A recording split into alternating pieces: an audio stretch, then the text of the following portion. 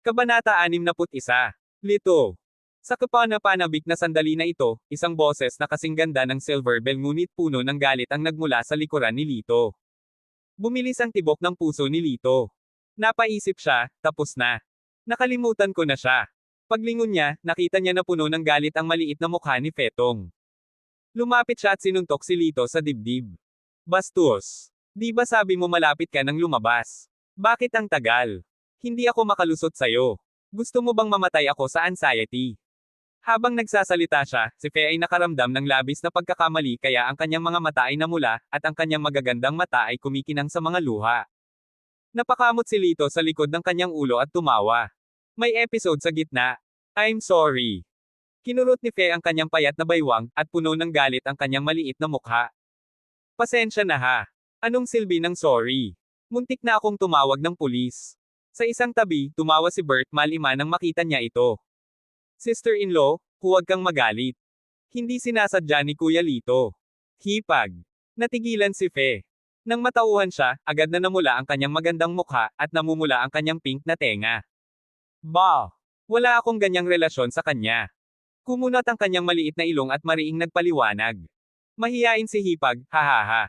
Sunod-sunod na nagtawanan ng isang grupo ng magaspang na matatandang nabubuhay sa martial arts. Ikaw, ang relasyon namin ay hindi talaga tulad ng iniisip nyo. Si Fe ay napahiya at naiinis. Sinabi niya kay Lito, bakit hindi mo ipaliwanag sa kanila? Ipaliwanag na ano? Tinaas ni Lito ang kanyang kilay at sumulyap sa kanya. Don't forget that you still owe me a kiss. Bakit hindi mo gawin ngayon? Sa pagtingin sa walang modong hitsura ni Lito, si Fe ay nginatngat ang kanyang maliliit na ngipin ng tigre at gusto siyang kagatin. Bastos ka! Sa sandaling ito, isa pang magandang figure ang dahan-daang lumakad. Kuya, girlfriend mo ba ito? Ang ganda-ganda niya. Ipinikit ni Chenner ang kanyang malalaking mata na puno ng tubig at nagtanong. Sa pagharap sa napakagandang babae, hindi napigilan ni Fe ang kanyang galit. Puno ng kawalan ng magawa ang mukha niya. Ang pangalan ko ay Fetong. 2 beses akong iniligtas ng iyong kapatid, kaya para sa akin, siya ang pinakamahalagang kaibigan. Habang nagsasalita siya, matalim na tiningnan ni Fe si Lito gamit ang kanyang nakamamanghang mga mata. Nako, sayang naman. Ngumuso si Chenner, at ang kanyang maliit na mukha ay puno ng panghihinayang. Gayunpaman, ngumiti pa rin siya ng malumanay. Sister Fe? Ang pangalan ko ay Chenner Argel, ikinagagalak kitang makilala. Sa 2 dilag, ang isa ay napakarilag at kapansin-pansin, at ang isa naman ay dalisay at walang kapantay. Naging kapansin-pansing tanawin ang mga ito sa pasukan ng hotel, na umaakit sa atensyon ng hindi mabilang na mga dumadaan. Biglang may naisip si Chenner at sinabi kay Lito, oh, siya nga pala, kuya, hiniling sa akin ni Itay na sabihin sa iyo na sobrang abala ako nitong 2 araw. Dumiretso siya sa pabrika at uuwi ng gabing-gabi.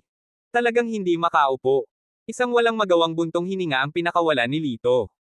Gayunpaman, pagkatapos ng kanyang nakaraang paggamot, ang katawan ng kanyang ama ay karaniwang maayos, kaya hindi siya masyadong nag-aalala. Mr. Argel, nandito na ang sasakyan. Magalang na sabi ni Assistant Renato. Habang nagsasalita siya, isang limitadong edisyon na pulang luxury car ang tuloy-tuloy na huminto sa harap ni Lito. Oo. Tumango si Lito. Tumingin si Chenner kay Fe at sinabing may matamis na ngiti, Sister Fe, bakit hindi ka pumunta sa bahay namin para kumain? Lumipat kami sa isang bagong tahanan. Bagong bahay. Saan? Bahagyang natigilan si Fe. Parang. Sa Falcon Garden, tinatawag itong number 1 Jiang Sese. Kinagat ni Chenner ang kanyang daliri at sinubukan niyang alalahanin. Ano ba? Number 1 Jiang Sese. Totoo naman. Nang marinig ang mga salitang ito, nanlaki ang magagandang mata ni Fe. Kahit na di pa matagal sa Badok City, matagal na niyang narinig ang number 1 Jiang Sinak Room. Are you talking about the number 1 Jiang Sinak house developed by the Takase family? No way. Balita ko maraming celebrity ang hindi makakabili nito kahit may pera sila. Paano kanila hahayaang tumira doon? Miss Tong, totoo lahat ito. Ibinigay ng aming presidente Takase ang Jiang Sese number 1 kay Mr. Argel. Sa gilid, mahinahong sabi ni Assistant Renato. Parang may pumalakpak na kulog sa kanyang ulo. Naisip ni Fe na siya ay naghahallucinate. Hindi makapaniwalang tumingin siya kay Lito. Ano ang ginawa niya sa panahong ito na nakapasok siya sa hotel? Ipinasa niya sa sikat na pamilyang Takase ang kanilang pinakamahalagang ari-arian. Ito ay simpleng hindi ka panipaniwala. Sa kanyang mga mata, si Lito ay nagiging mas misteryoso. Para siyang ambon na naglalaman ng napakaraming sorpresa at himala.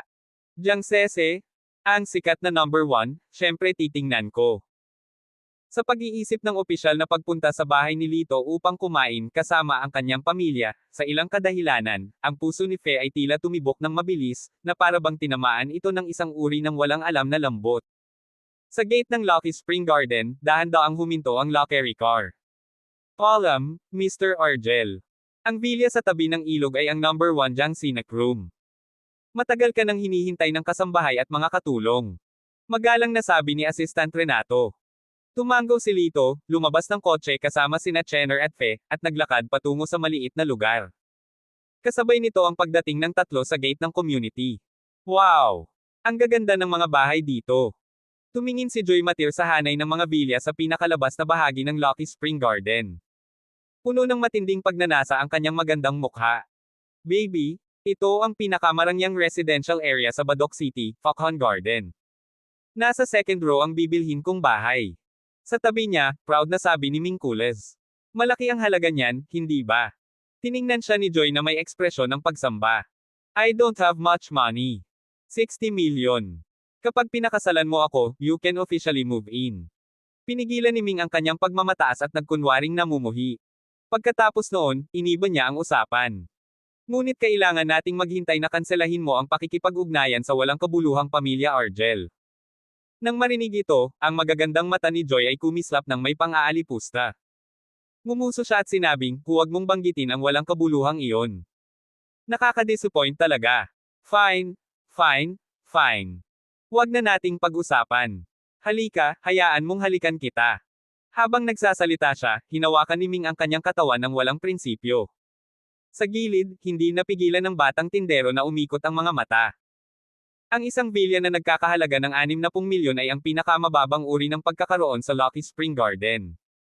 Ano ang punto ng pagpapakitang gilas? Sa oras na ito, nagpunas ng mata si Joy at biglang nakakita ng pamilyar na figure sa kanyang harapan. Si Lito ba iyon? Bumungad sa kanyang magagandang mata ang hitsura ng paghamak at pag-usisa. Bakit nandito ang talunan? Sinundan ni Ming ang kanyang tingin at nakita rin si Lito, na may hinanakit sa kanyang mga mata. Last time sa birthday party, pinahiya niya ako at inalis pa ang relo ko. Hinding-hindi ko siya bibitawan ngayon. Habang nagsasalita siya, agresibo siyang sumugod. Hoy, ito ang Lucky Spring Garden. Ikaw, walang kwenta, hindi ka karapat-dapat na tumayo dito. Umalis ka dito. Mabangis siyang umungol. Sinulyapan siya ni Lito ng walang pakialam at itinaas ang kanyang kilay. I'm in good mood today. I'll give you a choice. Either you apologize directly or you kneel down and apologize. Then get out of here and choose by yourself. Haha, nababaliw ka na ba? Ako, ang marangal na young Master Kules, ay humihingi ng tawad sa isang walang kwentang katulad mo. Tumawa ng malakas si Ming, pagkatapos ay itinuro si Lito at sinabi sa nagbabantay, hindi ba kilala ang Focon Garden mo bilang first-class management? Paano nakapasok ang ganitong uri ng basura? Bilasan mo at tawagan mo ang mga security guard para paalisan siya. Kabanata 62. Mr. Argel, ito ay. Nagtatakang tumingin si Assistant Renato kay Lito. Sina Fe at Chenner ay tumingin din kay Ming na walang imak na para bang nakatingin sila sa isang tanga. Nagkibit balikat si Lito nang walang magawa. You've all seen it. It's not like I didn't give him a chance. Nang marinig ang mga salita ni Lito, kinilig si Assistant Renato. Hindi nagtagal, personal niyang nasaksihan kung gaano kabangga si Lito. You good for nothing. Ang yabang mo. Ngumisi si Ming at direktang sinabi sa babaeng tindero, bingi ka ba? Ako ay isang kilalang customer ng iyong Focon Garden. Ngayon ay isang basura ang pumasok sa komunidad. Bilasan mo at itaboy mo siya. Hoy, gumalang ka kapag sinabi mo yan. Nang marinig ito, hindi na nakayanan ni Fe at sumagot. Napunta ang mga mata ni Ming kay Fe. Natigilan siya, at pagkatapos ay napuno ng pagkamangha ang kanyang mga mata. Ang kanyang mga tampok sa mukha ay maislan, at ang kanyang figure ay napakahusay.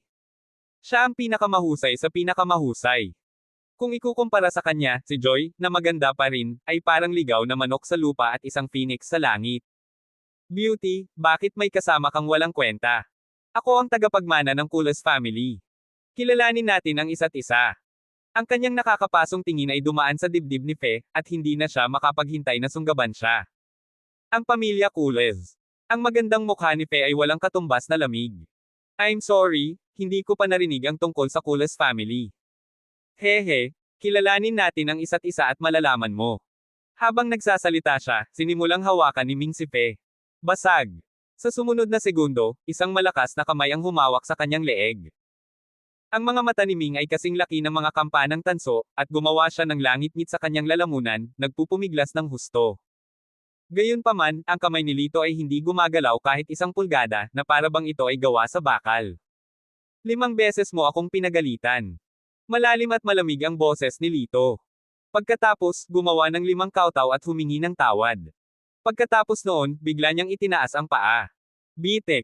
Sa malinaw na tunog ng mga bitek ng buto, nabali ang kaliwang tuhod ni Ming at napaluhod siya ng husto sa lupa. Ah! Sa nakakasakit na pag-ungol, ang mga mata ni Ming ay namula na para bang siya ay nabaliw. You good for nothing. How dare you touch me? Aawayin ka ng pamilya ko. 6 na beses. Ang ekspresyon ni Lito ay hindi nagbago kahit kaunti. Sa pagtingin sa walang ekspresyong mukha ni Lito, biglang nakaramdam ng lamig si Ming sa kanyang puso. Bigla siyang natulala, para siyang naprovoke sa taong hindi naman dapat. Pero bago pa man siya makapag-react ay may humawak sa kanyang buhok at idiniin ang palad sa likod ng kanyang ulo. Malakas na tumama ang kanyang noo sa tile sa sahig. Pang! Lito, ang lakas ng loob mo. Pang! Lito, patay na karne ka. Puputulan kita. Pang! Sob! So painful. Bitawan mo ako. Pang! I was wrong. Please let me go. Pang! Kuya Lito, huwag. Pang! Matapos ang ika-6 na tunog ng banggaan, hindi nakagawa ng anumang ingay si Ming. Siya ay na-knockout pansamantala. Itinabi niya si Ming sa tabi at tiningnan ang duguan niyang mukha. Kalmado ang mukha ni Lito na para bang nakatingin sa isang asong baliw na bali ang paa. Sa kabilang banda, ang maliit na mukha ni Joy ay matagal nang naging kasing puti ng papel nang makita niya ang eksenang ito. Ikaw. Gumagawa ka ng krimen. Tapos ka na. Hindi ka pa kakawala ng Kules family. Puno ng puot ang mga mata niya. Ang pamilya Kules. Isang malamig na ngiti ang sumilay sa gilid ng labi ni Lito. Ano sa tingin ng Kules family? Pagkatapos noon, tumalikod siya at umalis, sinundan ni na Chenner at Fe. Lito, maghintay ka lang. Nagpumigla si Ming na tumayo, at damaloy ang dugo sa sugat sa kanyang noo. Mabangis at nakakakilabot ang kanyang mukha, at hindi man lang siya makatayo. Gayunpaman, ang sumunod na sinabi ni Assistant Renato ay nagulat sa kanya. Mr. Kules, right. I'm sorry. Simula ngayon, hindi na ikaw ang may-ari ng aming hardin ng Falcon House. Ibabalik namin ang orihinal na halaga at babayaran ka namin ng isang tiyak na halaga ng kabayaran. Magalang na sabi ni Assistant Renato. Ano? Nanlaki ang mga mata ni Ming at sumigaw, ano ka ba? Anong karapatan mong hayaan akong mag-check out? Malamig na ngumiti si Assistant Renato. Ako ang personal na katulong ni Mr. Takasi. Inaway mo si Mr. Argel ngayon lang. Siya ang taong iginagalang namin ng lubos. Kung sinisiraan mo siya, katumbas na ng pang-iinsulto sa pamilyang Takasi. Kaya naman, hindi ka welcome dito. Sa sandaling sinabi niya iyon, tulad ng isang palagpak ng kulog, ang ulo ni Ming ay nablangko. Ano ba? Si Fugo Takase ang pinakaiginagalang na tao. Ang pang-iinsulto ba sa kanya ay katumbas ng pang-iinsulto sa pamilyang Takasi? Dapat tandaan na si Fugo Takase ang namamahala sa Badok City. Kahit na ang pamilyang Yin at Yang tulad ng Kules family ay hindi kwalipikadong magdala ng sapatos para sa Takase family. At ang walang kabuluhang iyon ay naging pinakaiginagalang na tao ni Fugo Takasi. Ang kanyang mukha ay mapatla, at maging ang kanyang mga labi ay mapatla. Kalokohan. That good for nothing, paano niya nakilala si Fugo Takasi? Hindi ako naniniwala. Halos mabaliw si Ming. Sinulyapan siya ni Assistant Renato ng masama, pagkatapos ay kinuha ang telepono at nag-utos, guards. Ako si Assistant Renato. Tawagan mo ang ilang tao dito. May baliw dito. Ilabas mo siya. Pagkatapos noon ay napatingin siya sa nanginginig na babaeng tindera sa tabi niya. Pumunta at kanselahin ang kontrata ni Mr. Kules. Bilang karagdagan, ang taong ito ay hindi kailanman makakabili ng anumang real estate ng pamilya Takase sa hinaharap. Oo, gagawin ko kaagad. Ang tindera ay hindi naglakas loob na pabayaan siya. Paulit-ulit siyang tumango at saka pinandilatan si Ming. Muntik na akong madamay ng malaking tanga. Sa kabilang panig, si Joy ay matagal nang natulala. Ang mga salita ni Assistant Renato ay parang isang sumpa na patuloy na umiikot sa kanyang isipan. Kung gayon ang dahilan kung bakit pumunta si Lito sa Lucky Spring Garden ay nauutol na sabi ni Joy. Sinulyapan siya ni Assistant Renato at mahinang sinabi, syempre, dahil nakatira siya sa number 1 Jiang Sinak room. Ha! Ong! Sa isang iglap, ang mga salitang, number 1 Jiang Sese, ay sumabog sa isipan nina Joy at Ming na parang bombang nuclear. Ang number 1 Jiang Sinak House ay kilala bilang ang nangungunang mansyon sa Badoc City, na nagkakahalaga ng 500 milyon.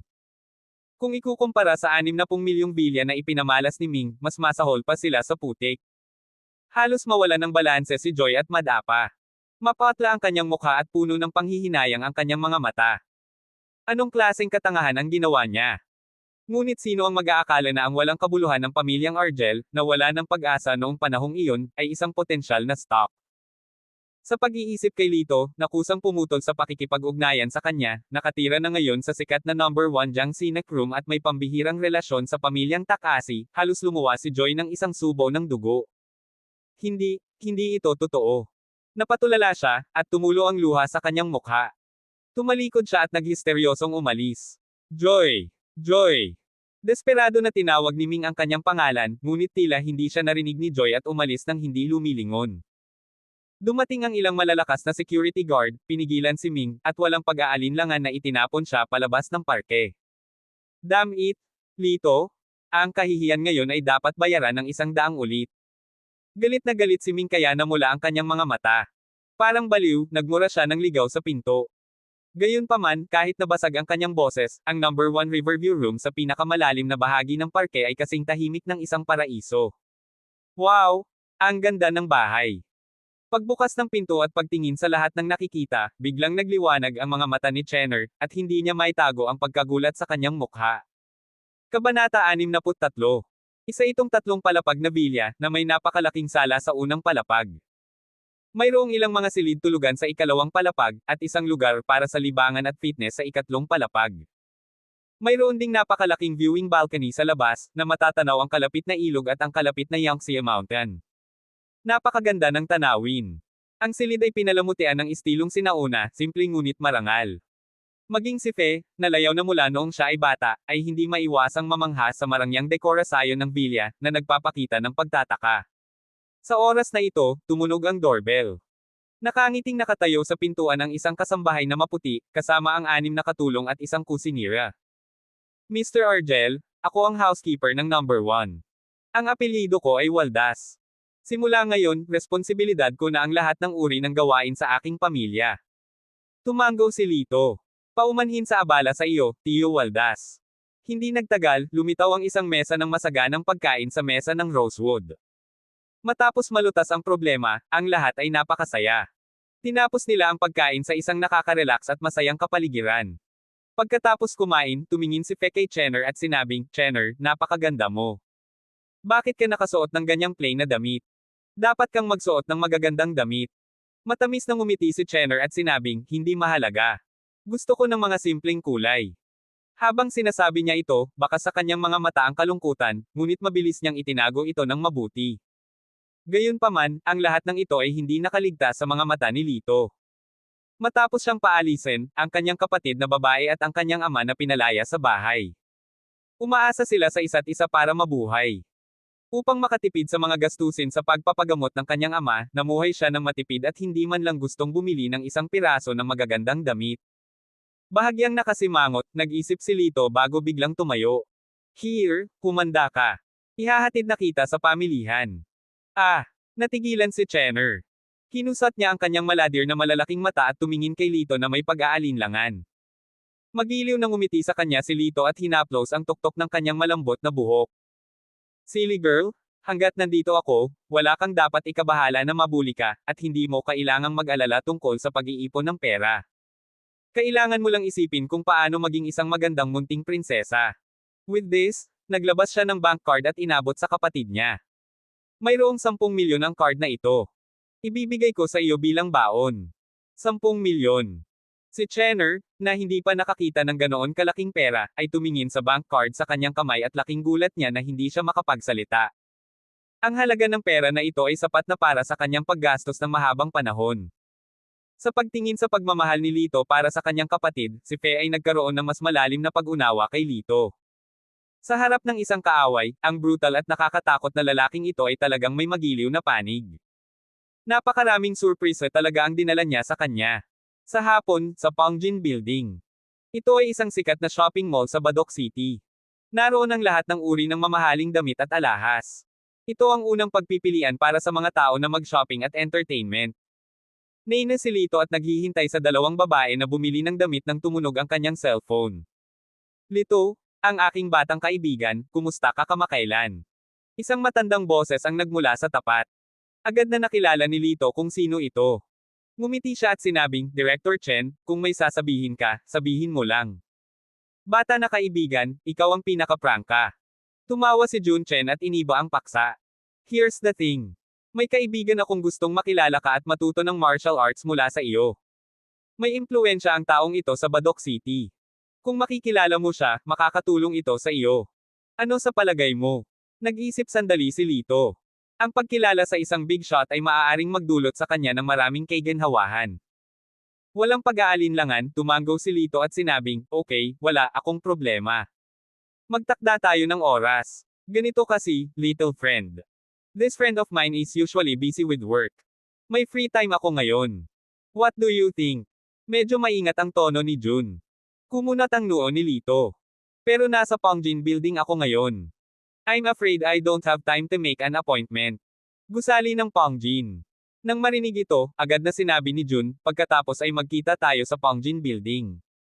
Batang kaibigan, kailangan mo lang kaming hintayin dyan. Ilang sandali pa ay nandoon na ako. Hindi mo akalain na iniistorbo kita, hindi ba? Dahil masyadong magalang ang kabilang partido, hindi makatanggi si Lito. Tumango siya at sinabing, Director Chen, nagbibiro ka. It's not a big deal. Sandaling nagkwentuhan ang dalawa bago ibinaba ang tawag. Chenner, napaka-charming mo. Sa bulalas ni Fe, tumingin si Lito sa fitting room, at pagkatapos ay natigilan ang kanyang mga mata. Dahan daw ang lumabas si Chenner na nakasuot ng puting damit. Ang kanyang dalisay at walang talo na ugali at pananamit ay nagpupuno sa isa't isa, tulad ng isang lotes sa hangin na hindi makamundo. Bigla na lang, lahat ng lalaking customer sa tindahan ay nakatutok kay Chenner. Nakaramdam ng napakaraming maiinit na titig, bahagyang namula ang mga pisngi ni Chenner, at tahimik siyang nagtago sa likod ni Lito. Kuya, alis na tayo. Oo. Tinanguan ni Lito ang kanyang ulo at inilibot ang kanyang malamig na tingin sa paligid ng silid. Nang ang mga lalaking iyon na may masamang intensyon ay sumalubong sa mga tingin ni Lito, ang kanilang mga katawan ay agad na nanginig at mabilis silang nag-iwas ng tingin. Pagkatapos noon, naglibot-libot pa silang tatlo sa ilang tindahan. Sina Fe at Chenner ay mayroon ng maraming samsam sa digmaan sa kanilang mga kamay. Sa oras na ito, sa punto ng pagliko, hindi napansin ni Fe na nakabangga siya ng isang lalaki. Damn it! Ano ito? Hindi ito lumalaki. Sa sandaling makita ng lalaki si Fe, ang kanyang mga salita ay tumigil, at ang kanyang mga mata ay nagliwanag. Beauty, libre ka ba? Magkape tayo. Mukha namang may pagnanasa ang lalaki. Ilang beses na pinaling ng kanyang mga mata kay Fe, at halos umagos ang kanyang laway. Katabi niya ang isang matangkad na lalaki na naka-white vest. Sa mabangis na tingin sa kanyang mga mata, mukha siyang matigas na martial artist. Si Fe ay nakakita ng masyadong maraming tao na tulad nito, kaya hindi niya itinago ang pagkasuklam sa kanyang magandang mukha. Sorry, hindi ako interesado. Pagkasabi niya nun ay aalis na siya. Beauty, huwag kang masyadong mabalisa. Lahat ng babae mahilig magsinungaling.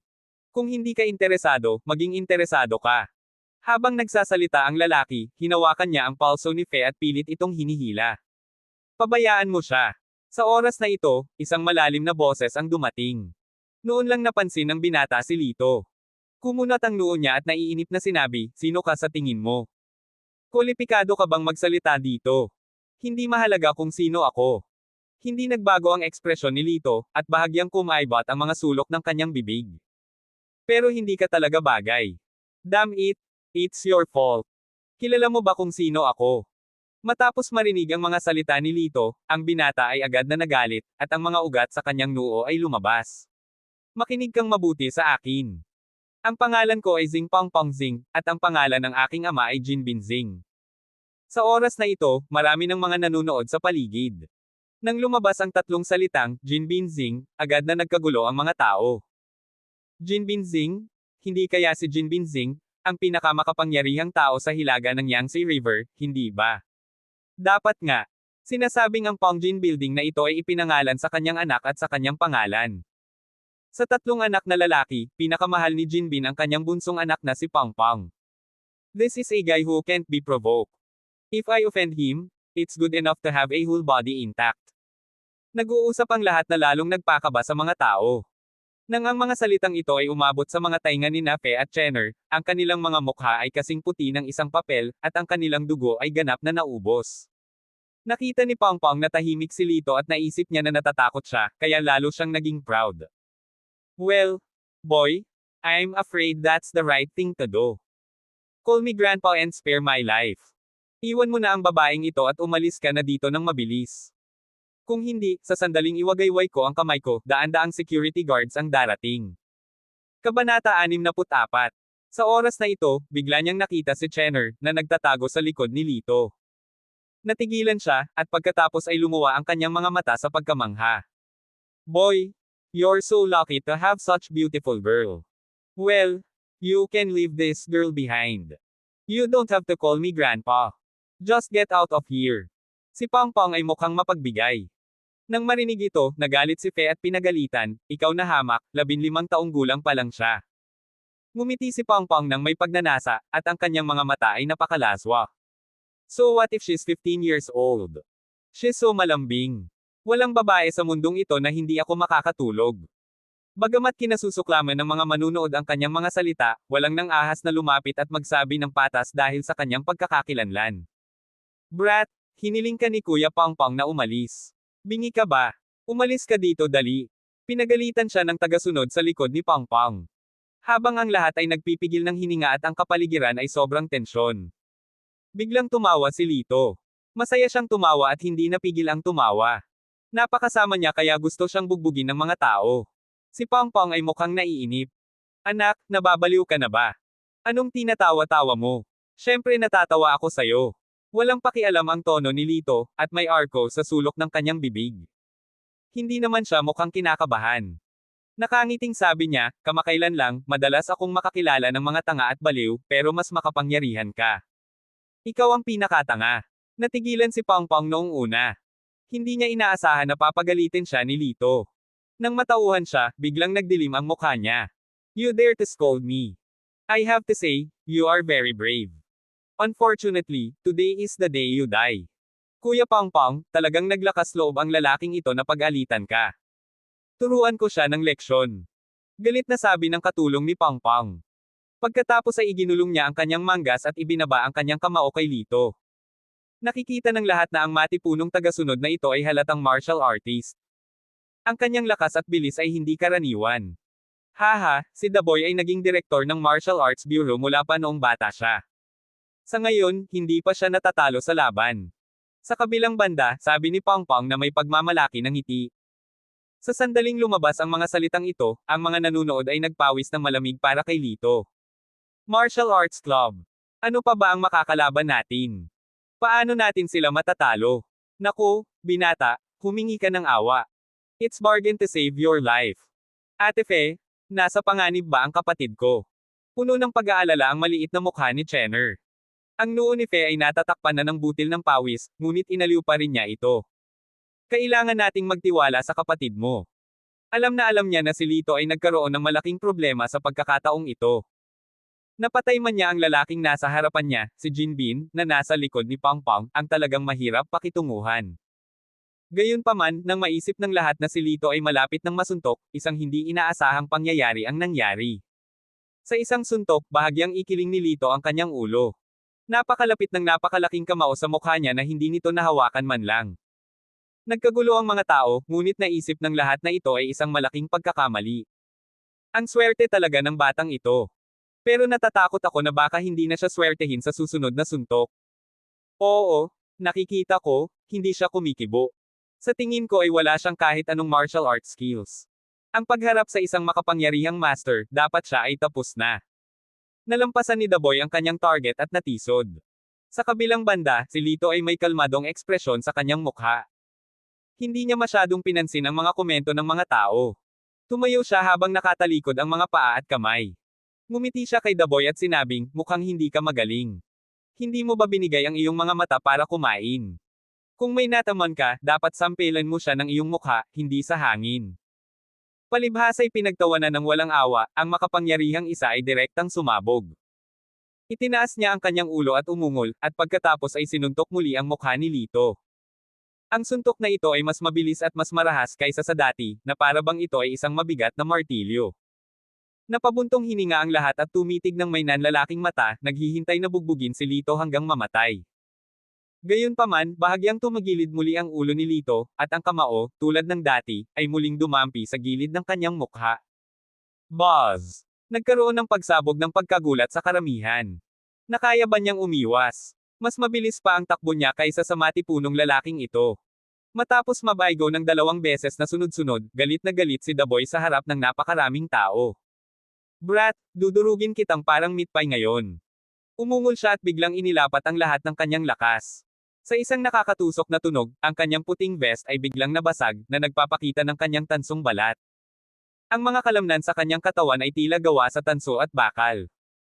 Nagningning sila ng isang metal na kinang at bumangon at bumagsak tulad ng isang maliit na bundok. Siya ay tumingin puno ng kapangyarihan at kasindek-sindek.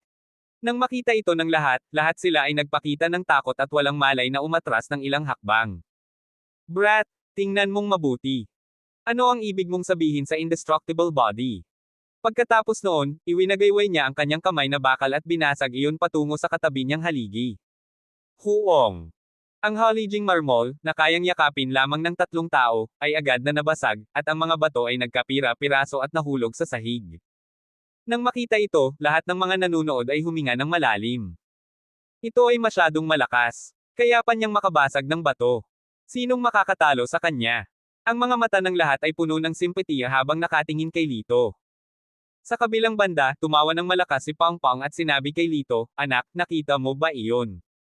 Siguradong matatalo ka. Ngayon ang araw ng iyong kamatayan. Ngunit huwag kang mag-alala, pagkatapos mong mamatay, aalagaan kong mabuti ang 2 babaeng ito. Habang nagsasalita siya, binigyan niya ng matako na tingin sina Fe at Chenner, puno ng pagnanasa ang kanyang mga mata. Mula simula hanggang wakas, nanatiling walang pakialam ang ekspresyon ni Lito habang pinapanood ang marahas na pagkilos ni The Boy at ang pagkabasag ng mga haliging bato, gayon din ang kaguluhan sa karamihan. Gayunpaman, kapag itinuon ni Pangpang ang kanyang mga mata kina Chenner at Fe, ang kanyang madilim na mga mata ay sumasalamin sa lamig ng mga bituin. Sa ilalim ng tingin ng lahat, pumunta siya sa harapan ni Pangpang at dahan-daang ibinuka ang kanyang bibig. You deserve to die because of what you just said. Within 5 seconds, mabubunot na ang dila mo sa bibig mo. Ang kanyang tono ay kalmado at determinado. Natigilan si Pangpang at saka humagalpak ng tawa. Mamamatay ka kapag hindi ka nagyayabang. Nagtawanan din ang mga tao sa paligid. Baliw ang lalaking ito. Nakakabaliw na salita. Gayunpaman, nang iangat ni Pangpang ang kanyang ulo at tumawa, biglang gumalaw si Lito. Napakabilis ng kanyang mga galaw na walang makapagsasabi sa kanyang ginagawa. Para siyang matulin na cheetah, mabilis, tumpak, at malinaw ang kanyang target. Sa ilang mga punto, isang maliit na kutsilyo na ginamit sa pagputol ng bulok na karne ay lumitaw sa kanyang kamay. Sa isang flash ng silver light, natapos na ang lahat. Ang buong proseso ay tumagal ng wala pang 1 segundo. Hindi man lang nakita ng karamihan ang nangyari. Narinig na lamang nila si Pangpang na lumuhad sa lupa habang nakatikip ang kanyang mga kamay sa kanyang bibig, na may sumisigaw sa kanyang lalamunan. Damaloy ang dugo mula sa kanyang mga daliri at natipon sa sahig. Sa oras na ito, natagpuan ng mga tao na sa sahig sa tabi niya ay nakalatag ang isang dila na naputol. Baka sa mukha ng lahat ang hindi makapaniwala. Masyadong mabilis. Paanong nagkaroon ng napakabilis sa mundong ito? Ang malakas na tao sa gilid ay umungal na para bang nainsulto siya nang makita niya ito. Brat, ibigay mo ang buhay mo. Ang suntok ay kasing bilis ng hangin at kasing lakas ng bundok. Nanggaling ito sa likod ni Lito. Tapos na. Inakala ng lahat na hindi makakapag-react si Lito sa oras at masusuntok siya hanggang sa mamatay. Gayunpaman, ang sumunod na nangyari ay nagulat sa lahat. Nang hindi lumingon, diretso niyang itinaas ang kanyang braso at hinarang ito ng isang casual na suntok. Kabanata 65. Kinabahan si Fe kaya naikuyom niya ang kanyang mga kamao at nag-aalalang sinabi, nababaliw na ba siya? Ayaw na niyang hawakan ang kamay ko. Bilisan mo at tumakbo. Hindi ako makapaniwala na mababasag pa niya ang marmol. Mapatla din ang maliit na mukha ni Chenner, ngunit tumingin siya kay Lito nang may tiwala sa kanyang mga mata. Bulong niya, naniniwala ako sa lakas ng kapatid ko. Sa sandaling ito, ang mga mata ng lahat ay nakatuon kay Lito at The Boy. Sa kanila, ang resulta ay maliwanag. Naghihintay silang marinig ang masakit na sigaw ni Lito. Gayunpaman, ang sumunod na nangyari ay nagpaisip sa lahat na may mali sa kanilang mga mata. Ang kamao ng malaking lalaki ay hinarang ng kamay ni Lito, at hindi siya makagalaw. Pagkatapos noon, ang walang pakialam na mga salita ni Lito ay lalong nagpalaglag sa panga ng lahat. Wala ka talagang lakas. Babae ka ba? Ibinaling niya ang mukha at sinulyapan ang malaking lalaki na may bahagyang nakakainis na tingin. Ang kanyang kalmadong tono ay hindi maipaliwanag na nanlalamig. Agad na nagbago ang mukha ni The Boy, at ang kanyang mga mata ay puno ng hindi makapaniwala. How? How is that possible? No one can block my iron fist with his bare hands. Hinailan ni Li Xiao ang sulok ng kanyang bibig at sinabing may panunuya, kamao ng bakal. Sa ganitong uri ng lakas, paano ka matatawag na kamay na bakal? Pagkatapos noon, biglang nanlamig ang kanyang mga mata, at isang malakas na puwersa ang sumabog mula sa kanyang katawan. Itinaas niya ang kanyang kamao at hinampis ito sa mukha ng malaking lalaki. Hayaan mong sabihin ko sa iyo kung ano ang Iron Fist. Boom! Sa isang suntok, napalipad ang napakalaking lalaki, na halos 1.9 metro ang taas at may timbang na 200 kilo. Bumangga siya sa isa pang haligi, na nabasag sa gitna. Ngunit ang malaking na lalaki ay hindi na nagkaroon ng lakas para bumangon. Nang hirap niyang iangat ang kanyang ulo, kinilabutan ang mga tao nang makitang lumubog ang buong gitna ng kanyang mukha, at nabali ang tungki ng kanyang ilong. Ang ilang mahiyain na mga tao ay hindi nang ahas na tumingin muli sa kanya matapos siyang tingnan. Ikaw. Ang napakalaki na lalaki ay pinalaki ang kanyang mga mata na duguan, at ang kanyang mga mata ay puno ng masalimuot na emosyon, pagdududa, pagkabigla, at matinding takot. Imposible yon. Pagkatapos magsalita, iniluwan niya ang isang bibig ng dugo, at pagkatapos ay natamba siya. Si Lito naman, hindi man lang siya nilingan at dumiretso kay Pangpang. Nawalan ng dila si Pangpang at hindi makapagsalita.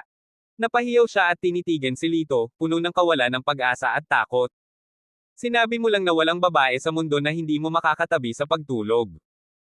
Ang mga mata ni Lito ay napuno ng matinding lamig habang sinasabi niya ang bawat salita, gusto kong sabihin sa iyo na kahit sino pa ang iyong ama, sa kasama ko, hindi mo magagawang hawakan ang dalawang babaeng ito. Dapat kang matuwa na ginamit mo lang ang iyong dila at hindi nahawakan ang iyong mga paa. Kung hindi, ang mawawala sa iyo ngayon ay hindi lamang ang iyong dila, kundi ang iyong mga kamay, ang iyong mga paa, at maging ang iyong ulo. Nang matapos siyang magsalita, tumahimik ang paligid. Ang mga nanunood ay tumitig kay Lito nang hindi kumukurap, na para bang nakakita sila ng isang Diyos. Ang ilang mga batang babae ay sinaktan ng kanilang mga kasintahan at bamulong, tingnan mo siya. Nagkatinginan sina Fe at Chenner, puno ng saya at pasasalamat ang kanilang mga mata. Ang mga salita ni Lito ay direktang natakot kay Pangpang sa kanyang talino. Napaupo siya sa sahig at desperadong umatras. Isang ihi ang lumabas sa kanyang pantalon. Natakot siya at napaihi. Nang malapit nang matapos ang lahat, daan-daang tao na nakaitim na uniforme ang biglang lumitaw mula sa lahat ng direksyon at pinalibutan siya. How dare you hurt my son? Hindi ka makakalabas ng Pangjin Building ngayon. Isang maringal na boses ng lalaki ang dumating. Pagkatapos, may kalsadang pinaghiwalay sa mga lalaking nakaitim. Isang lalaki na mga 50 taong gulang na may malakas na aura, ang dahan-daang lumakad. Sa sandaling ito, may nakilala na ang ilang tao sa karamihan. Ito pala ay si Jinbin Zing, ang pinuno ng Zing Group. Ang bulong-bulungan ay sinabi na ang lalaking ito ay sumali sa hukbo sa kanyang mga unang taon at nanatili sa mga espesyal na puwersa. Nang maglaon, nagretiro siya mula sa hukbo dahil sa pinsala at itinatag ang Zing Group. Sinasabi na ang kanyang network ng mga koneksyon ay napakalakas. Siya ay mabangis at masigla, at ang kanyang kayamanan ay makapangyarihan. Wala pang 20 taon, binuo niya ang maliit na Zing Group sa kasalukuyang pinuno sa Badok City. Not to mention that there are so many masters of martial arts under his command, even he himself is very powerful. Kung sino man ang mag-provoke sa kanya ay malamang na mamatay sa miserableng kamatayan. Sa gilid, nang marinig ni Chenner ang mga salitang ito, natakot siya kaya namula ang kanyang mga mata, at ang mga mata ni Fe ay puno rin ng pag-aalala. Kung walang ibang paraan, magagamit lang niya ang pamilya Tong para banta sila. Wala siyang choice kundi magdesisyon. Si Lito, sa kabilang banda, ay napapaligiran ng mahigit 100 tao, na para bang napapaligiran siya ng isang grupo ng mga lobo. Gayunpaman, walang bakas ng kaba sa mukha niya. Ang kanyang kalmadong mga mata ay lumipad sa karamihan. Tinulungan ng dalawang lalaki ng pamilya Zing si Pang Pang na tumayo, na puno ng dugo. Gayunpaman, direktang itinulak sila ni Pang Pang palayo, lumapit sa gilid ni Jinbin, niyakap ang kanyang mga binti, at napaungol. Habang sumisigaw siya, itinuro niya si Lito at ginawa ang kilos ng pagputol sa kanyang leeg. Puno ng puot at pagpatay ang kanyang mga mata. Nang makitang naging ganito ang kanyang anak, nalungkot si Jinbin, ngunit sinabi sa kanya ng kanyang dahilan na hindi ito ang oras para malungkot. Pang Pang, huwag kang mag-alala. Ipaghihiganti kita. Tinapik ni Jinbin ang kanyang anak sa balikat, pagkatapos ay tumuwid at tumingin kay Lito gamit ang isang pares ng matandang mata. Anak, napakakalma mo. Matagal siyang tinitigan ni Jinbin bago siya biglang nagsalita. Ang kanyang mga mata ay kasing talas ng isang agila habang sila ay naglalabas ng matalim na sinag ng liwanag. Maaari mong talunin ang isang mighty one. I have to say that you have some ability. Sa kasamaang palad, kahit gaano ka kakaya, hindi ka makakatakas sa kamatayan ngayon. Ang mga salita ni Jinbin ay parang mabigat sa sahig. Lahat ay tumingin kay Lito na may malalim na simpatiya sa kanilang mga mata. Hindi masama. Tumango si Lito. Medyo nagulat si Jinbin. Tumingin siya kay Lito at sinabing, mukhang nakikita mo rin ang totoo. Haha, hindi nakita pahihirapan. Magpakamatay ka na lang. Pagkatapos noon, itinuro niya ang halijing bato sa tabi niya. As long as you hit your head on it, I will not make things difficult for your two friends, otherwise. Nagdilim ang kanyang mga mata, at sinulyapan niya sina Fe at Chenner. Mamamatay itong dalawang ito kasama mo. Sa sandaling matapos siyang magsalita, tumalon ang 5 lalaking nakaitim at pinalibutan sina Fe at Chenner. Nagkagulo ang mga tao. Tumingin sila sa dalawang magagandang babae na may simpatiya at bumantong hininga. Nako, mamamatay yata itong lalaki ngayon. Hindi, kuya. Nanginig ang buong katawan ni Chenner. Ang kanyang mga mata ay puno ng luha habang siya ay nakatitig ng malalim kay Lito. Kinagat ni Fe ang kanyang ibabang labi habang ang kanyang magandang mukha ay namutla. Ihahayag na sana niya ang pangalan ng pamilyang Tong, ngunit bago pa siya makahakbang, narinig niya ang walang pakialam na boses ni Lito. Sorry, hindi ko natapos yung sinabi ko. Tumingin si Lito kay Jinbin. Ang kanyang batang mukha ay kalmado at ang kanyang tono ay casual, na parang nakikipag-chat sa iba. Iyon ang sasabihin ko. Tama. Lahat ng naririto ngayon, kung sino man ang nananakot sa akin, ay mahihirapang makatakas sa kamatayan. Kabanata 66. Ano? Nagbago ang ekspresyon ni Jinbin, at pagkatapos ay dumilim ang kanyang marangal na mukha. Marahas niyang sinabi, Brat, sa tingin ko hindi ka luluha hanggat hindi ka nahaharap sa kamatayan. Pagkatapos nun, winagiwi niya ang kamay niya. 120 sundalo ng Zing family, makinig sa akin. Patayin ka agad ang lalaking ito. Pagkatapos noon, tumalikod siya at tahimik na naghintay sa kanyang sigaw. Mahigit sa 100 sinanay na sundalo ng pamilya Zing ang nagpadyak sa kanilang mga paa at sabay-sabay na sumagot, oo. Napakalakas ng tunog na tila yumanig sa langit at lupa. Nakikita ng lahat na bagamat pribado ang grupong ito ng Zing Family Army, ang kanilang pagsasanay ay isinagawa ayon sa Orthodox Army. Ito ay malupit at epektibo, at ang kapangyarihan nito ay mahusay din. 120 sinanay na malalakas na lalaki ang nakapalibot kay Lito. Gaano man kalakas si Lito, imposible para sa kanya na makitungo sa napakaraming tao ng sabay-sabay. Sa makatuwid, ang kanyang pagtatapos ay maaaring hulaan. Sa sandaling ito ng kaba. Hawakan mo. Biglang sumugod si Fe at nagmamadaling sinabi, Mr. Zing, ako ay mula sa pamilya Tong sa kabisera ng lungsod, at si Senyo Tong ang aking ama. Mangyaring palayain kami para sa kapakanan ng aking ama. Nang marinig ito, natigilan si Jinbin. Ang pamilya Tong sa kabiserang lungsod. Baka sa mukha niya ang takot, at pagkatapos ay sinabi niya, dahil anak ka ni Mr. Tong, pwede ka nang umalis. Napakamot ng ulo si Fe. Hindi, kailangan mong bitawan kami. Imposible. Ako, si Jinbin Zing, ay tiyak na papatayin siya. Desididong tumanggi si Jinbin, at pagkatapos ay sinabi na may malungkot na mukha, ang iyong ama ay talagang napakakapangyarihan, ngunit karamihan sa kanyang kapangyarihan ay nasa kabisera ng lungsod. Sa Badok City, natatakot ako na hindi siya maaaring maging ganoon kalakas. Hindi niya ako makokontrol.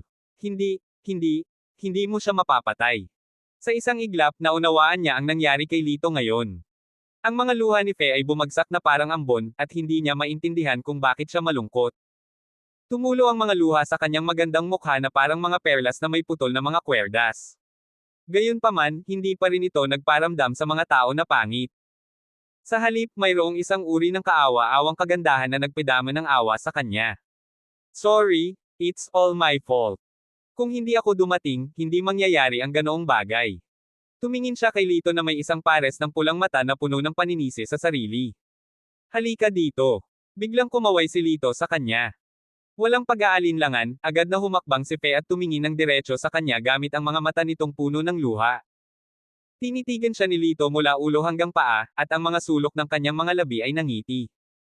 Tingnan mo, ngayong dumating na ang mga bagay-bagay, bakit hindi mo suklian ang halik na utang mo sa akin? Sa hindi inaasahang pagkakataon, sasabihin niya ito. Namula si Fe at sumimangot.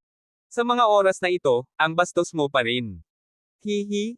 Kahit mamatay ka sa ilalim ng bulaklak na peony, romantiko pa rin ang pagiging multo. Ninatngat ni Lito ang kanyang mga ngipin at tumawa. Ang puso ni Fe ay napuno ng kawalan ng pag-asa. Nagpasya siya at hinawakan ang kwelyo ni Lito gamit ang kanyang mga payat na kamay. Tumayo siya sa kanyang mga paa at itinaas ang kanyang maselang mukha. Sa isang iglap, ang kanyang malambot at mainit na labi ay dumampi sa pisngi ni Lito. Hinalikan niya ito na parang tutubi na umiinom ng tubig bago umalis. May malabong halimuyak na umaaligid sa dulo ng kanyang ilong. Sa sandaling iyon, tila may bahagyang kuryenteng dumadaloy sa kanyang katawan, at hindi maipaliwanag na huminto ang paghinga ni Lito. Napaatras si Fe at namula. Are you satisfied? Ahem. Hinawakan ni Lito ang kanyang bahagyang mainit na pisngi, awkward na umubo, at bumulong sa mahinang boses, hinahalikan mo ba talaga ako? Kinagat ni Fe ang kanyang buong ibabang labi at inilayo ang kanyang mukha sa kahihiyan at inis. Sa oras na ito, hindi na nakatiis si Jinbin, na nasa hindi kalayuan, at galit na sinabi, bastos, namamatay ka at nasa mood ka pa manligaw. Kailangan kong sabihin na labis kong hinahangaan ang iyong katapangan. Pagkatapos noon ay nag-utos na siya. Zing Family Army, patayin mo siya. Oo, Ginoo. Ang bilang 120 ay kumuha sa baywang ang kanilang mga kamay, at isang maikling kutsilyo na kasing haba ng isang maliit na braso ang lumitaw sa bawat isa sa kanilang mga kamay. Ang talam ay kumikinang na may malamig na liwanag. Unti-unti na silang palapit ng palapit. Ang pader na ito ay binubuo ng isang grupo ng higit sa 100 matutulis na kutsilyo, na mabilis na lumiit sa pagkubkob. Sa mata ng lahat, mahirap lumipad kahit may pakpak. Pumunta ka sa kamatayan, bata. Ang mga mata ni Jinbin ay puno ng galit at kalupitan. Naputol ang dila ni Pangpang, at puno ng kasiyahan at puot ang kanyang mukha. Nakaganti siya sa wakas. Lito, nagtatago ka sa likod ko. Hindi sila mangangahas na gumawa ng kahit ano sa akin. Tumayo si Fe sa harap ni Lito at iniunat ang kanyang mga kamay upang protektahan siya. Gayunpaman, nang sumulyap siya sa mga sundalo ng Zing family, puno ng panunuya ang mga mata ni Lito. Ang dulo ng mga talim ay wala pang 2 metro ang layo mula sa 2 tao. Naniniwala ang lahat na si Lito ay mamamatay ng walang pag-aalinlangan at walang pagpipilian kundi ang sumuko. Bigla, sa sumunod na segundo, gumalaw si Lito. Sa ilang mga punto, isang sutla na karayom ang lumitaw sa kanyang kamay. Bigla niyang ipinulupot ang kanyang mga braso sa payat na baywang ni Fe at hinaila siya sa kanyang yakap. Kasunod nito, ang buong katawan niya ay nagsimulang umikot ng mabilis na parang umiikot na tuktok. Pagkatapos, hindi mabilang na mga ilaw na pilak ang lumipad mula sa kanyang mga kamay at pumasok sa katawan ng lalaking nakaitim na damit sa bilis na hindi nakikita ng mata. At ang buong proseso ay tumagal ng wala pang ilang segundo. Nang matauhan ang mga tao, wala silang ibang nakita kundi hiyawan. Pagkatapos, mahigit 100 lalaking nakaitim ang bumagsak sa sahig, napaungol sa sakit. Kabilang sa mga lalaking ito na nakaitim, si Lito ay nakatayong may pagmamalaking kasama si Fe sa kanyang mga bisig. Ano? Anong nangyayari? Anong nangyayari? Natarante lahat ang mga nanunood, akala nila nakakita sila ng magic show. Sa kabilang banda, biglang nagbago ang kalmadong ekspresyon ni Jinbin. Paano ito posible? Namumula ang kanyang mukha at dilat ang kanyang mga mata. Si Pong Pong, ang kanyang anak, ay may pagmamalaki sa kanyang mukha, ngunit ang kanyang ekspresyon ay nagyelo sa isang iglap. Tumingin siya kay Lito na may matinding takot sa kanyang mga mata.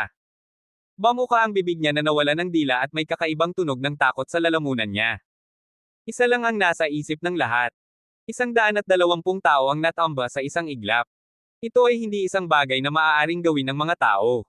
Ang batang ito, na tila kaka-rating lang sa pagtanda, ay sadyang hindi makatao. Walang pakialam ang tingin ni Lito sa gulat na mukha. Gayunpaman, walang nikatiting na pagbabago sa kanyang mukha. Para bang lahat ng ito ay nasa kanyang inaasahan. Ang nashoot niya lang ay isang silk needle, na tinurok ng nerve poison. Ngunit sa isang iglap, nawalan ito ng kakayahang gumalaw. Ang maliit na mukha ni Fe ay puno rin ng pagkabigla sa sandaling ito. Kumikislap ang matubig niyang mga mata habang nakatitig kay Lito. Bigla niyang napagtanto na nakasandal siya sa mga bisig nito, at magkatabi silang dalawa. Medyo namula ang maliit niyang mukha. Kinagat niya ang labi ngunit hindi siya tinulak palayo. Dahil binigyan niya siya ng hindi pa nagagawang pakiramdam ng seguridad. Sigurado siyang walang makakasakit sa kanya kapag kasama siya.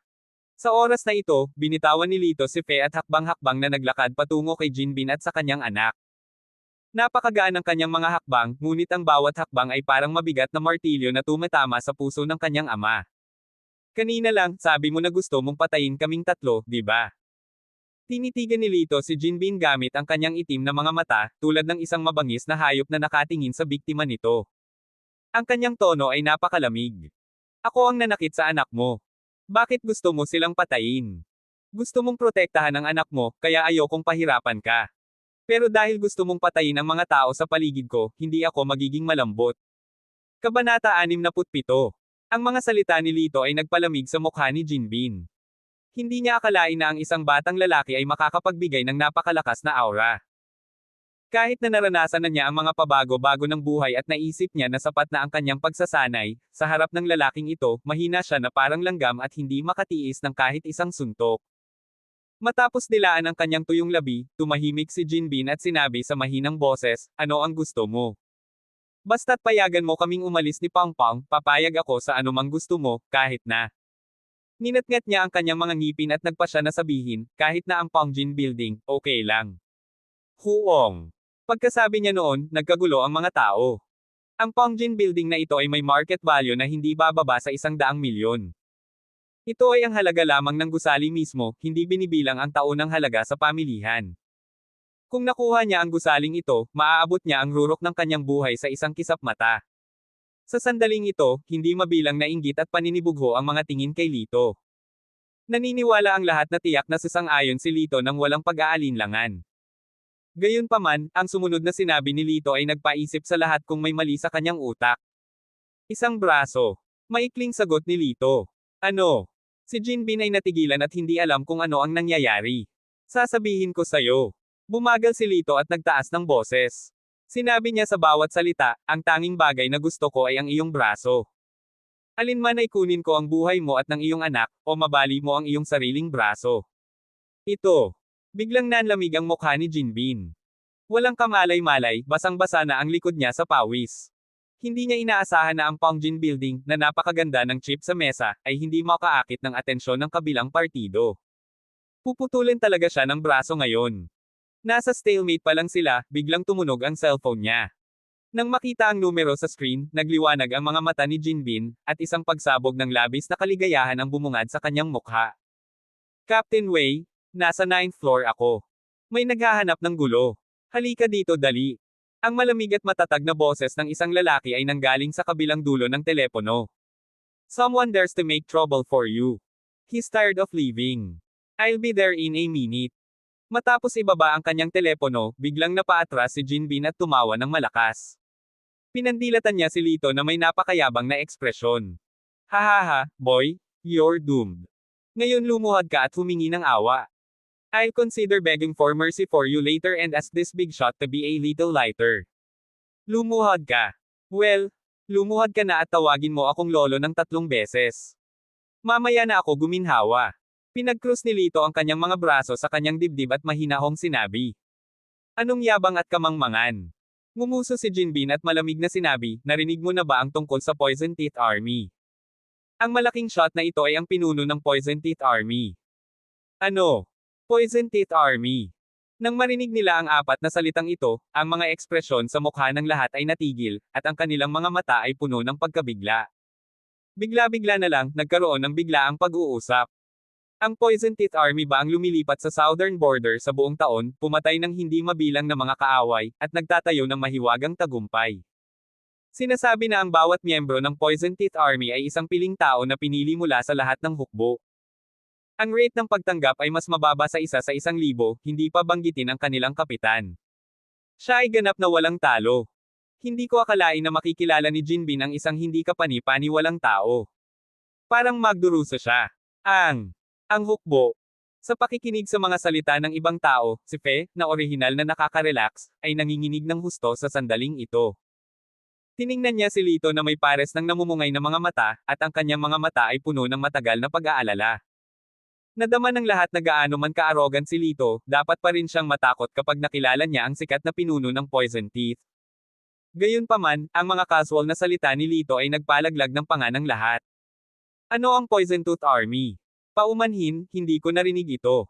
Casual ang tono niya na para bang pinag-uusapan ang panahon. Ikaw.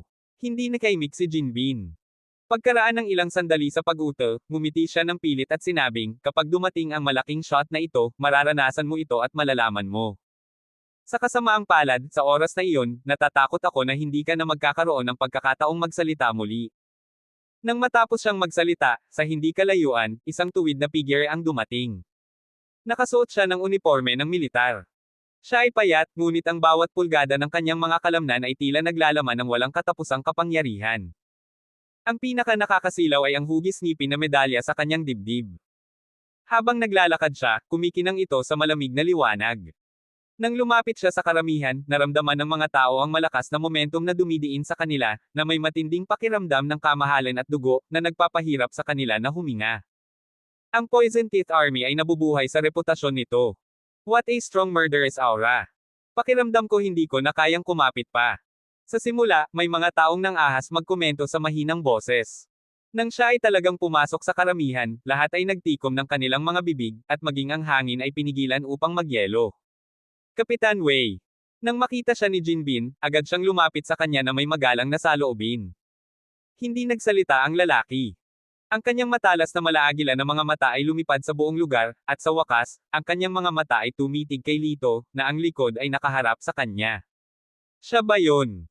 Ang kanyang boses ay malalim at malamig, tulad ng isang napakalamig na tubig o isang matalas na espada ng yelo. Tumagos ito sa puso ng lahat. Siya nga. Sinaktan ng munting bastos na iyon ang anak ko at pinagbantaan akong papatayin. Yumuko si Jinbin at same time na yumuko ng 70 degree. Nakiusap siya, ang ganitong uri ng tao ay lubhang mayabang. Siya ay darating sa lipunan, at siya rin ay magiging isang salot. Pakiusap patayin siya kaagad. Oh!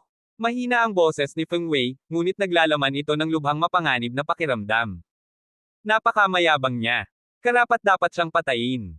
Habang nagsasalita siya, dahan-daang gumalaw ang kanyang kamay sa kanyang baywang, sa maitim at may kintab na pistola. Nang makita ito ni Jinbin, agad siyang nagpakita ng labis na kaligayahan. Ang kanyang mga mata ay puno ng puot habang nakatitig siya ng diretso kay Lito. Haha, boy, oras na para mamatay ka. Kasabay nito, ang kanyang anak na si Pangpang, ay labis ding nasasabik, at ang kanyang mga mata ay puno ng pagnanais na pumatay. Alam ng lahat sa kanilang mga puso na ang katapusan ni Lito ay napagdesisyonan na. Mamatay. Susunod, kailangan lang niyang bumaril, at ang kanyang ulo ay bamuka at magiging isang malamig na bangkay. Gayunpaman, sa sandaling halos nagyelo ang kapaligiran, dahan-daang lumingon si Lito at tumingin kay Feng Wei. Ngumiti siya at sinabing, well said. Napakayabang mo. You deserve to be killed. How can I kill you?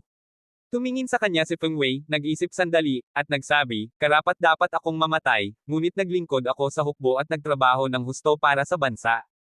Patawarin mo ako, Mr. Argel. Pagkatapos noon, ang susunod na galaw ni Wei ay nagulat sa lahat. Bigla siyang yumuko at yumuko ng malalim kay Lito. Mr. Argel, pabayaan mo na sila. Ano? Ano ang nangyayari sa sandaling ito? Bilang commander ng Poisonous Tooth Army, bakit siya yuyuko sa isang bata na bata pa at magmakaawa sa kanya na palayain ang mag-amang Zing? Naramdaman ng lahat na malapit nang sumabog ang kanilang pananaw sa mundo. Kabanata 68. Lalo na sina Jinbin at Pangpang. Noong una, wala silang oras para mag-react. Ngunit sa sandaling ito, nang makita nila ang eksenang ito, laking gulat nila na ang kanilang mga bibig ay tila lumunok ng isang buong itlog. At ang paraan ng pagtingin nila kay Lito ay malinaw na nakatingin sa isang halimaw, isang buhay na halimaw. Captain Wei, nagkamali ka ba? Ang taong ito ay isang kawawang batang lalaki na hindi man lang tumubo kahit isang hibla ng buhok. Bakit mo? Bago natapos ni Jinbin ang kanyang mga salita, biglang pinitik ni Wei ang kanyang palad at isang itim na sibat ang dumaikit sa kanyang templo. Bastos, shut up. Kung maglakas loob kang magsalita ulit ng bastos kay Mr. Argel, babarilan kita. Matigas at malamig ang mga salita ni Wei. Pinaniwalaan nito ang mga tao na kung sasabihin muli ni Jinbin ang salitang, hindi, tiyak na hihilahin niya ang gatilyo ng walang pag-aalinlangan.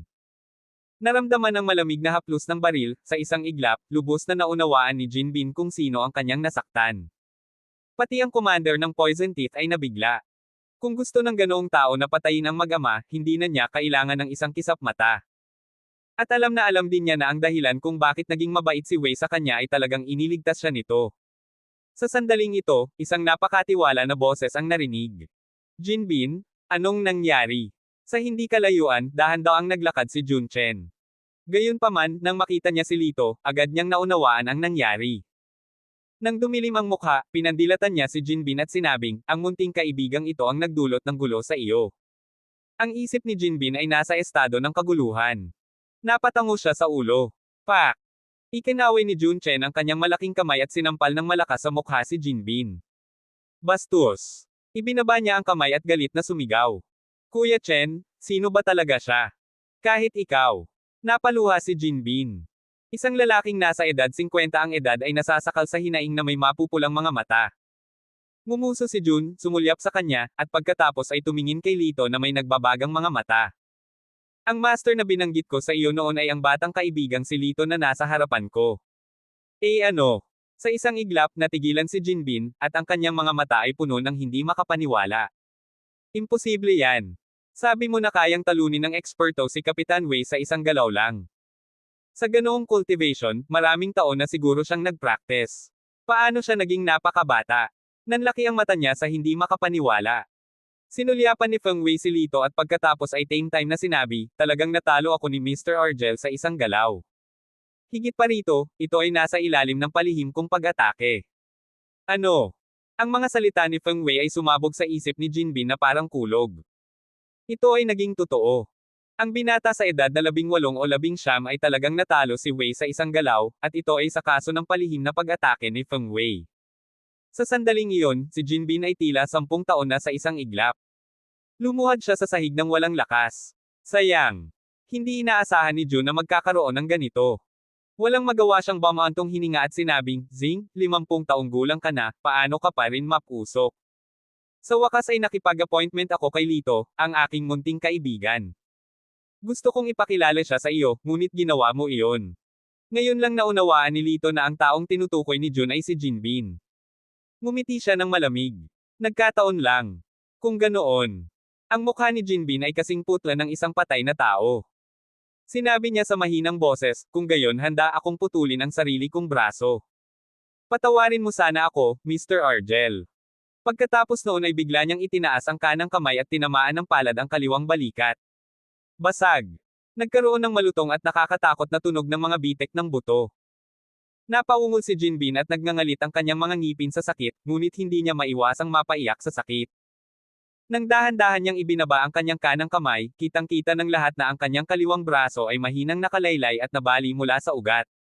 Sa sandaling ito, sumugod ang mga security guard ng Pangjin Building at itinaboy ang mga nanunood. Biglang tumahimik ang bulwagan. Mr. Argel, nasiyahan ka ba? Ibinaba ni Jinbin ang kanyang ulo at magalang na sinabi. Gayunpaman, bahagyang nanginginig ang kanyang boses dahil sa matinding sakit. Sinulyapan siya ni Lito ng walang pakialam at kinulat ang kanyang mga labi. Gusto mo lang kitilin ang buhay ng kapatid ko, ang kaibigan ko, at ako. Hindi ba napakadali para sa iyo na putulin ang braso? Matapos marinig ang mga salita ni Lito, ang mukha ni Jinbin ay naging mapula, at maging ang kanyang mga bituka ay malapit ng maging berde. Lito, ang aking munting kaibigan. Sa oras na ito, si Jun, na nakatayo sa isang tabi, ay hindi nakatiis at sinabing, si Jinbin ang aking kawal noong panahong iyon. Anyway, kalahati ako ng kanyang nakatatanda. Kahit na siya ay gumawa ng isang malaking pagkakamali, hindi ko kayang panoorin siyang mamatay. Kunin mo na lang ito bilang mukha ng isang matanda at hayaan siyang umalis. Pagkatapos noon, sina Jun, Jinbin, at Wei ay lahat na nakatingin kay Lito na may nag-aalab na mga mata, naghihintay sa kanyang mga salita. Pagkaraan ng ilang sandali, tumingin si Lito kina Fe at Chenner at mahinang nagtanong, ano sa palagay mo? Nagkatinginan sina Fe at Chenner. Sinabi ni Chenner sa mahinang boses, pakikinggan ko ang aking kapatid. Labis na kinasusuklaman ni Fe sina Jinbin at Pang Pang kaya gusto niya mawala sila ng tuluyan, ngunit siya, kung tutuusin, isang spoiled na binibini. Pagdating sa pagpatay ng mga tao, wala siyang lakas ng loob. Anyway, naputol na ang isang braso. Parusa rin ito. Kung gagawin mo ulit yun in the future, hindi kita basta-basta bibitawan. Habang nagsasalita siya, pinandilatan niya si Pang Pang gamit ang kanyang magagandang mata, na naging dahilan upang manginig si Pang Pang sa takot. Ngumisi si Lito at walang magawa, ang mga babae ay malambot pa rin sa huli. Pagkatapos ng isang paghinto, tumingin siya kay Jinbin na may pambihirang seryosong hitsura sa kanyang mukha. Dahil gusto ka ng bitawan ng kaibigan ko, hahayaan na kita. Narinig mo iyon. Kung hahayaan mo akong makita ka sa susunod, natatakot ako na hindi ito magiging madali. Hindi, Mr. Argel, wala nang susunod.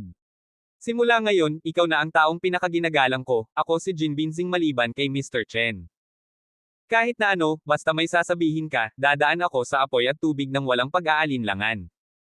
Tuwang-tuwa si Jinbin na muntik na siyang umiyak. Sumandal siya sa mga paa ni Lito at patuloy na yumuko. Nga pala, meron pa. Ang mga salita ni Lito ay naging dahilan upang muling manginig si Jinbin. Huwag kang kabahan. Ngumisi si Lito. Ang ibig kong sabihin, ang Pongjin Building na binanggit mo kanina. Napakatalino ni Jinbin kaya agad niyang naintindihan. Tumango siya at nagmamadaling sinabi, huwag kang mag-alala. Ang pagtatayo ng Pongjin Building ay ipapalit sa iyo ngayon. Tumango si Lito na may kasiyahan, tumalikod, at umalis kasama sina Fe at Chenner. Sa gabi, sa number 1 Jiang Sinak Room. Sina Lino at Chenner ay mahimbing na natutulog sa kani-kanilang silid. Pumunta si Lito sa terrace sa itaas na palapag at humarap sa ilog. Sa hindi kalayuan, ang balangkas ng bundok Yangtze ay bahagyang nakikita. Kinuha niya ang mga halamang gamot na inihanda sa gilid, huminga ng malalim, tumalon sa bubong, at nagmamadaling tinungo ang direksyon ng Auspicious Clouds Mountain. Kinabukasan, sa Nolan Auction House. Mr. Argel, ikinararangal kung makilala ka. Kinusat ni Nina ang kanyang kaakit-akit, kulay abo-berdeng mga mata, na patuloy na nagpapadala ng kuryente sa mga mata ni Lito. Munting duwende. Hindi mapigilan ni Lito na magreklamo sa kanyang puso. Ngumiti siya at sinabing, hindi naman ganoon kalaki ang dala. Okay lang basta hindi iniisip ni Miss Nina na naaabala kita. Don't say that. You are our Nolan Dawes guest. After the auction last time, kahit 100 tao ang dumating para magtanong kung kailan magkakaroon ng Vitality Reinforcement Pill next time. Sabi ni Nina sabay ngiti ng mapang-akit. Sa oras na ito, pumasok din si Mr. Zhao. Nang makita niya si Lito, biglang nagningning ang kanyang mga mata. Mr. Argel, may dala kang maganda this time. Kabanata 69. Na may bahagyang ngiti, inilabas ni Lito ang kalahating kasing laki ng palad na kahon mula sa kanyang bulsa at inilagay ito sa mesa. Inabot niya ang kamay niya at nag-gesture. Pakiusap. Tumingin sa kanya si Nina at saka tumingin kay Mr. Zhao. Tumango si Mr. Zhao, at pagkatapos ay binuksan niya ang kahon ng may pagkamausisa.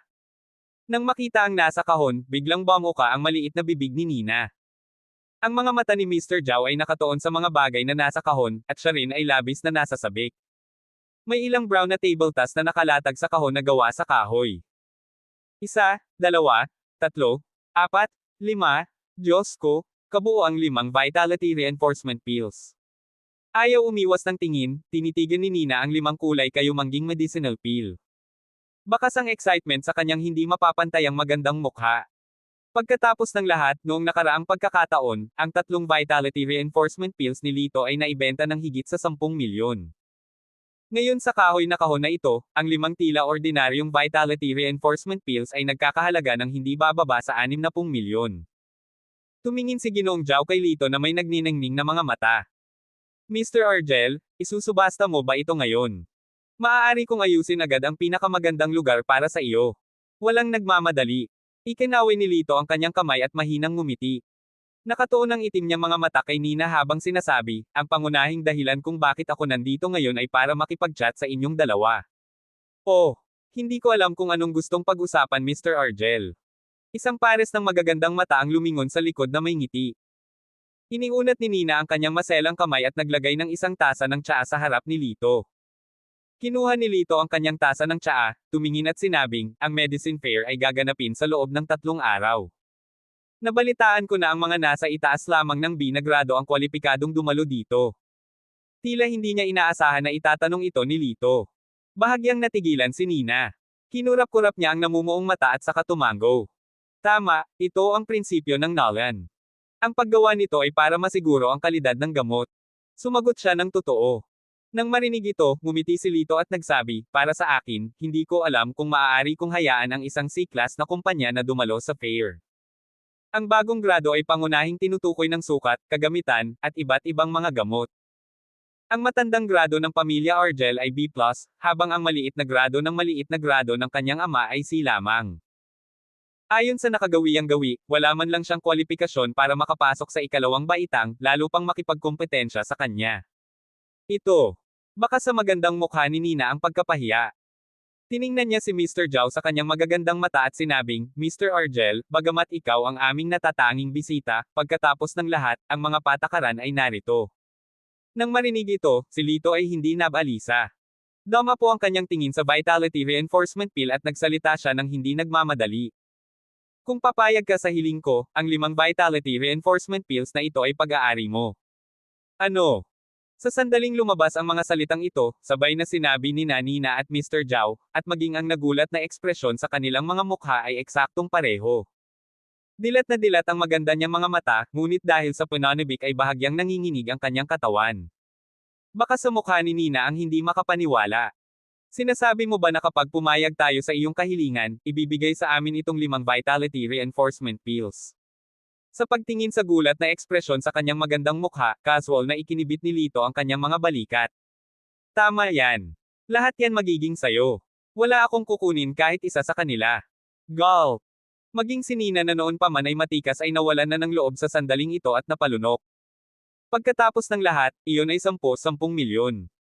Higit sa lahat, ang mahimalang Vitality Reinforcement Pill na ito ay maaaring lubos na magpapataas ng reputasyon ng auction house. Kahit na may pera ka, hindi mo ito mabibili. Mr. Zhao, ano sa tingin mo? Saglit na hindi makapagdesisyon si Nina, kaya humingi siya ng tulong kay Mr. Zhao. Si Mr. Zhao ay nasa dilema din. Sa isang banda, ito ay isang hindi matitinag na tuntunin. Sa kabilang banda, isa itong Vitality Reinforcement Pill na nagkakahalaga ng 10 milyon. Napakahirap talagang pumili.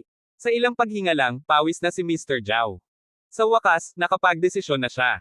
Nagpakawala siya ng mahabang buntong hininga at sinabing, Mr. Argel, panalo ka. Papayag ako sa iyong mga kondisyon. Nagulat si Nina kay Mr. Zhao, ngunit hindi nagtagal ay gumaan ang loob niya. Nakaharap sa isang pambihirang kayamanan tulad ng Vitality Reinforcement Pill, sino ang hindi kikilos? Okay, sa iyo na itong 5 Vitality Reinforcement Pills. Itinulak ni Lito ang kahon na gawa sa kahoy sa harap ni Nina, na tila hindi mapapantayang nakaka-relax. Para bang lahat ng ito ay nasa kanyang inaasahan. Ang kanyang nakakapasong tingin ay dumaan sa Vitality Reinforcement Pill. Iniunat niya ang nanginginig niyang mga kamay na malajade at maingat na itinago iyon. Agad siyang naglabas ng isang gintong card mula sa kanyang dibdib na may nakaukit na maselang tanda ng auction house. This is the delivery order of the Medicine Exchange Fair. Dapat ingatan mong mabuti. Sa maikling panahon, bumalik ang magandang mukha ni Nina sa dati nitong tamad at kaakit-akit na anyo. Kinuha ni Lito ang sertipiko at kinalikot ito. Tapos tumingin ulit siya sa 2 taong nasa harap niya. Actually, may isa pa akong itatanong sayo. Nang marinig ito ni Nina, bahagyang naningkit ang kanyang kaakit-akit na mga mata, at medyo walang magawa, maaari kang magtanong, ngunit hindi ko magagarantiya kung masasagot ko. Pagkatapos noon, binigyan niya si Lito ng nakakalokong ngiti. Umiling si Lito, pakiramdam na walang magawa. Ang bait talaga ng halimaw na ito. Hindi talaga madaling lokohin siya. Kamakailan lamang, mayroon bang isang binata na may apelyido ng Argel na dumating upang tanggapin ang kwalifikasyon upang sumali sa komperensya ng parmasyutiko?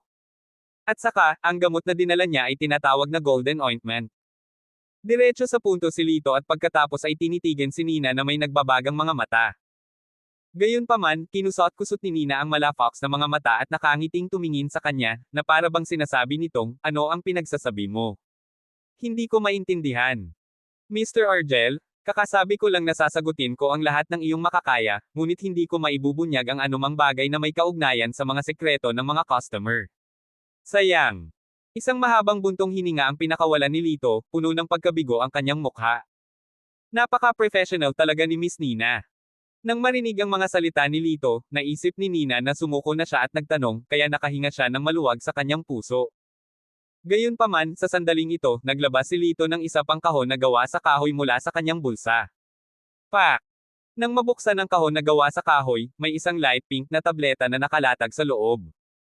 Kasabay nito, isang malakas na halimuyak ang lumabas na pumupuno sa buong silid sa isang iglap. Sa sandaling naamoy niya ang halimuyak, si Nina ay nakaramdam ng lubos na pagka-relax, at ang kanyang kalooban ay mas mabuti, na para siyang lumulutang sa mga ulap. Kahit na iniisip niya ito gamit ang kanyang mga daliri sa paa, masasabi niyang ang light pink elixir na ito ay isang kayamanan. Ito ay, tinitigan ni Nina ang tableta. Hindi man lang kumikislap ang magagandang mata niya. Ang kanyang mga mata ay puno ng labis na pagkamausisa at pagkamangha.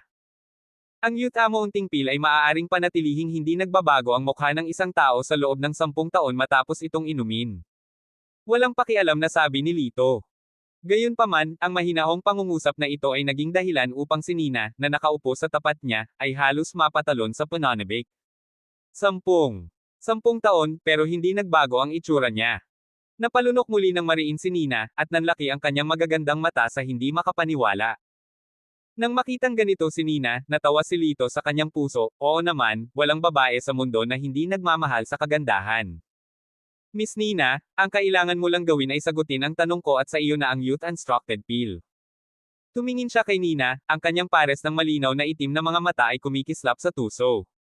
Sa pagtingin sa determinadong tingin ni Lito, kinagat ni Nina ang buong mapupulang labi at tinitigan siya ng may galit. Puno na ng pawis ang malinis niyang noo. Nakangiting tumingin sa kanya si Lito. Alam na alam niya na walang babae ang makakalaban sa ganoong tukso. Sa makatuwid, kailangan lang niyang maghintay ng matyaga, naghihintay na matalo ang maliit na halimaw. Kabanata 70. Nang malapit ng sumuko si Nina, biglang idiniin ni Mr. Zhao ang kanyang kamay sa kanyang balikat. I'm sorry, Mr. Argel. Patawarin mo kami. Mataimtim na sinabi ni Pangulong Zhao. Nasabi na niya na malapit nang mag-collapse si Nina. Gayunpaman, sa sumunod na segundo, ang mga kilos ni Lito ay halos mabulunan hanggang mamatay ang 2 tao sa kanyang harapan. Sa isang pitik ng kanyang kamay, inilabas niya ang isang kasing-singsing na kahon na gawa sa kahoy mula sa kanyang bulsa. Pak! Nang mabuksan ang kahon, may gintong elixir sa loob. Tinitigan ito sa mata, sa ilalim ng sikat ng araw, ito ay kumikinang ng mahina, na tila naglalaman ng walang katapusang enerhiya. Ito. Sa pagkakataong ito, si Mr. Zhao naman ang natigilan. Pagkatapos uminom ng Sun Gathering Pill ang isang lalaki, maibabalik ang kanyang enerhiya sa 20 taong gulang na lalaki. Ang limitasyon sa oras ay 20 taon. Casual na nilero ni Lito ang tableta habang ang kanyang tingin ay dumaan kay Manager Zhao. 20 taong gulang. 20 taong gulang. Natigilan si Mr. Zhao. Ang kanyang mukha ay natatakpan ng mga kulubot, at siya ay mukhang medyo tulala. Gayunpaman, nanginginig ang kanyang katawan. Kung ininom niya ang tabletang ito, siya at ang kanyang maliit na asawa. Nang makita ang lalaki at ang babae sa kanyang harapan ay nahulog sa isang baliw na pagpupumiglas, ang mga sulok ng mga labi ni Lito ay bahagyang lumukot, na nagpapakita ng bakas ng pagmamalaki. How about it, kayong dalawa? My sincerity is here. Where are you? Nagkatinginan sina Mr. Zhao at Nina. Puno ng pananabik at kawalan ng magawa ang kanilang mga mata. Pagkaraan ng mahabang panahon, sa wakas ay bumantong hininga si Mr. Zhao. Forget it, Nina. Stop, hold on. Talo tayo. Ang mga salita ni Pangulong Zhao ay hindi binaigo si Nina. Sa kabaligtaran, ang kanyang magandang mukha sa wakas ay nakaka-relax. Ang kanyang maselang kamay ay nakalahad at mahigpit na hinawakan ng Youth Pretty Pill sa kanyang kamay. Mapait na ngumiti si Nina. Ang kanyang nakamamanghang mukha ay nagpahayag ng matinding kasiyahan. Mr. Argel, kung mayroon kang anumang mga katanungan, huwag mag-atubiling magtanong. Ang resultang ito ay pasok na sa inaasahan ni Lito. Kaya naman hindi na siya masyadong nagulat. Tumango lang siya at sinabing, kamakailan lang, mayroon bang taong nagngangalang lang Argel na dumating para mag-apply para sa isang pharmaceutical conference? Walang pag-aalinlangan na tumango si Nina. Oo, mayroon siyang isang uri ng magic medicine na tinatawag na ointment sa kanyang kamay. Hanggat ipapahid mo ito sa sugat, mapapahinto ka agad ang pagdurugo at maibsan ang sakit. Sa loob ng 3 oras, ganap na maghihilom ang sugat. Banal na gamot. Bahagyang bumaantong hininga si Lito, ngunit wala na siyang ibang sinabi. Sa halip, nagpatuloy siya sa pagtatanong, batay sa iyong karanasan, ano ang hinaharap ng pamahid na ito? Tumango si Nina. The prospects are very good. This kind of miraculous medicine is the favorite of the mercenary group. And this time, at least 10 head of the mercenary group will come to the fair. Kung ganoon. Hinimas ni Lito ang kanyang baba, na wala ng pag-iisip. Si Nina ay matalino.